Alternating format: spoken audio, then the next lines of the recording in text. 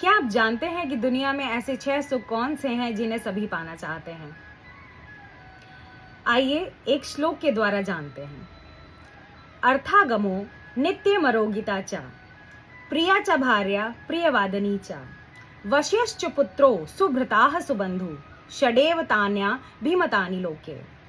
अर्थात अगर आपके पास नियमित आय है तो आप सुखी हैं, क्योंकि इस सृष्टि में बहुत सारे लोग ऐसे हैं जिनके पास नियमित आय नहीं है। आज है तो कल नहीं, कल है तो परसों नहीं। तो यदि आपके पास नियमित आय है तो आप सुखी हैं, और इस बात की प्रसन्नता लेकर के आप सुखी रहिए। आरोग्यता, बात करेंगे आरोग्यता की। अब लोग पूछेंगे कि रोग तो सभी को होता है। मैं यहाँ पे सर्दी जुकाम बुखार की बात नहीं कर रही हूँ, क्योंकि मनुष्य की प्रकृति ऐसी है कि तापमान बढ़ने से, तापमान घटने से मनुष्य को सर्दी जुकाम बुखार और सर दर्द जैसी चीजें हो जाती हैं। यहाँ पे बात हो रही है असाध्य रोग की। यदि आपके पास ऐसा कोई असाध्य रोग है जिसका कोई निराकरण नहीं है तो परेशानी वाली बात है, और यदि आपके पास ऐसा कोई असाध्य रोग नहीं है तो आप सुखी हैं। इसलिए यह जान करके कि आप सुखी हैं, सदैव प्रसन्न रहिए। इसके बाद बात करेंगे प्रिया च भार्या प्रियवादिनी च।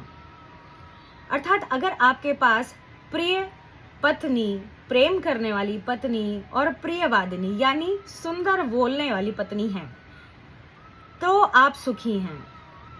मेरी वीडियो सभी देखते हैं, इसलिए यहाँ पे इस कथन को मैं ये कहूँगी कि अगर ये वीडियो स्त्रियां देख रही हैं तो उनके लिए बात आती है जीवन साथी की। इस श्लोक में अर्थ यही है कि यदि एक पुरुष के पास एक अच्छी स्त्री है या एक अच्छी स्त्री के पास एक अच्छा पुरुष है जो कि उसे समझता है, मानता है, जानता है, प्रिय बोलता है, तो वह पत्नी भी बहुत सुखी है। इसके बाद आता है पुत्र, पुत्री। यदि आपके पास एक अनुशासित, एक आज्ञाकारी पुत्र या पुत्री हैं तो आप सुखी हैं, क्योंकि आधुनिक युग में समय बिगड़ता चला जा रहा है। कलयुग की ऐसी पराकाष्ठा हो चुकी है कि सब अपने आप में जी रहे हैं, ना कोई किसी को माता मानता है, ना कोई किसी को पिता। जो जिसको अच्छा लगता है वो उस तरीके की बात करता है, उतना ही अपमान करता है। और कहते हैं ना कि एक माता पिता मिलके दर्जन भर बच्चे पाल देते हैं, परंतु 2 माता पिता को दर्जन भर बच्चे रोटी नहीं दे पाते बुढ़ापे में। ये सत्य बात है। इसलिए यदि आप के पास एक आज्ञाकारी पुत्र या पुत्री है जो कि आपके साथ अच्छे से रहते हैं, आपको प्रेम करते हैं, आपका सम्मान करते हैं, तो आप सुखी हैं। बात आती है बंधु बांधव की। यदि आपके पास ऐसे बंधु बांधव, ऐसे परिवारीजन हैं जो कि आपके साथ सदैव प्रियता बना के रखते हैं, प्रेम बना के रखते हैं, तो आप बहुत सुखी हैं। क्योंकि कलयुग में इस चीज का भी बहुत संकट है कि ना पड़ोसी आपको देखना चाह रहा है, ना आप पड़ोसी को देखना चाह रहे हैं, ना आप अपने रिश्तेदारों को देखना चाह रहे हैं, ना रिश्तेदार आपको देखना चाह रहे हैं। तो यदि आपके पास अच्छे रिश्तेदार जो कि आपके सुख और दुख में आपके साथ हैं तो आप सुखी हैं। बात करते हैं विद्या, प्रतिष्ठा और कला की। यदि 3 ये चीजें जो छोटी छोटी हैं पर बड़ी ही महत्वपूर्ण हैं,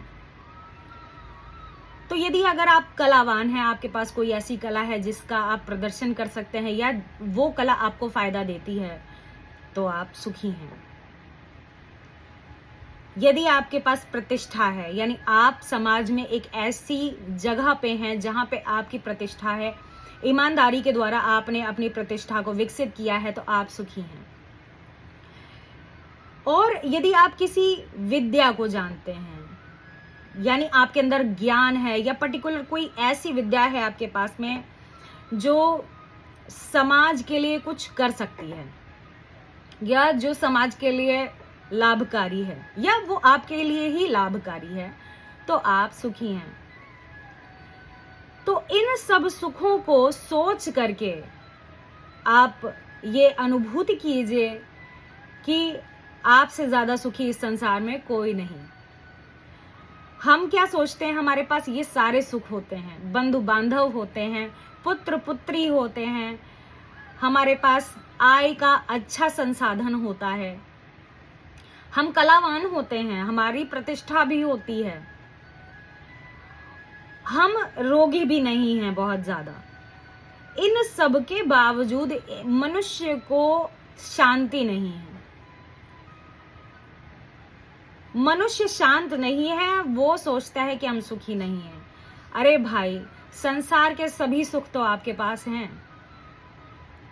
फिर और कौन सा सुख चाहिए? जिस सपने को हम जी रहे हैं, जो सपना हम जी रहे हैं, वो न जाने कितने करोड़ों लोगों का है। आप इस चीज में विचार करिए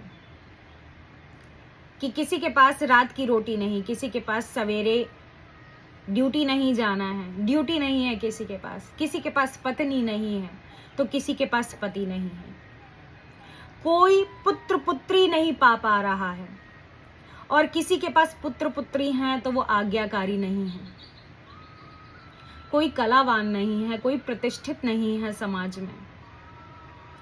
आपके पास वो सारी चीजें हैं, बस बात यहां पे आकर के टिक जाती है कि उसकी अनुभूति आपको हो रही है या नहीं। तो उसकी अनुभूति कैसे होगी? ज्ञान से। आप जाने कि आखिर सुख है क्या। तो यदि अगर आपको मेरी बातें अच्छी लगी हों तो उसको धारण करिए, और फिर एक नए टॉपिक पे आपसे मिलती हूँ नेक्स्ट वीडियो में। जय श्री राम।